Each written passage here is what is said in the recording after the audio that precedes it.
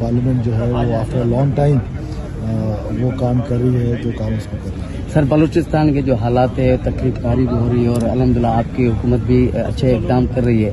क्या समझते हैं कि उनको जो कार्रवाई कर रहे हैं उनको आपको ऊपर से बैठ के बातचीत के जरिए उनसे मामला निपटाने चाहिए? देखिए, कोई भी कॉन्फ्लिक्ट अगर बातचीत से हल होता है तो ये बहुत अच्छी बात है, लेकिन no one is ready to talk to you. और ड्यूल माइंडसेट में नेशन ना रहे कि किसी टेररिस्ट के साथ जिसका खून मासूम लोगों के खून से उसके हाथ रंगे हुए हो, वो किसी भी मज़हब से हो, किसी भी फ़िरके से हो, किसी भी कौम कबीले से हो, तो आप लोग उसको एक जैसा ट्रीट करें। पीछे बस ठीक है सर, थैंक यू।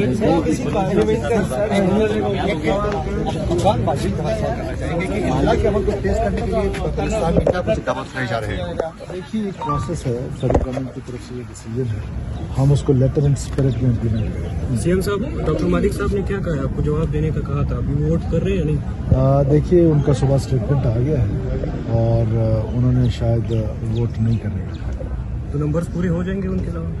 ये तो यकीनन हो जाएंगे। मुफ्ती साहब, बलूचिस्तान असेंबली के सिस्टम के हवाले से इत्तेफाक राय नहीं हो सका कि उसमें इजाफा किया जाए, तो क्या समझते होना चाहिए? हालांकि हमारी सीसी में ऑनरेबल चेयरमैन साहब के साथ ये बड़ी डिटेल और लेंथ डिस्कशन हुई थी, तो क्योंकि इस दफ़ा फिर सिर्फ क्योंकि ये जो 2 अमेंडमेंट्स इतनी बड़ी उन पर बात हो रही है, तो बाकी जितनी और चीज़ें हैं शायद इस पर फर्दर कोई डिस्कशन। सलमान के हक के बाद 27वीं तरह की कितनी अहम जरूरत पेश आ रही है?